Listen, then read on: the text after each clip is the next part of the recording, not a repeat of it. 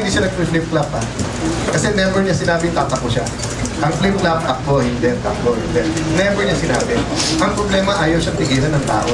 At least 1 out of 3 or maybe half in Metro Manila want Mayor Duterte. No? Metro Manila na to.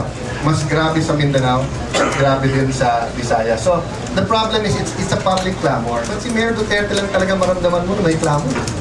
Di ba? I mean, meron ba kayong kandidatong nakita nung sinabi niyang hindi tatakbo, umiyak, yung hindi niya kaano-ano? How can you blame Mayor na kinukulit siya? Di ba? Na tumakbo when people really see in him that he can shake up things. But I'm saying he will symbolize that hope of Filipinos that he can shake up things. So ako, I think mas marami ang magsasabing thank you pag nagbago siya ng isip kaso sa magagalit.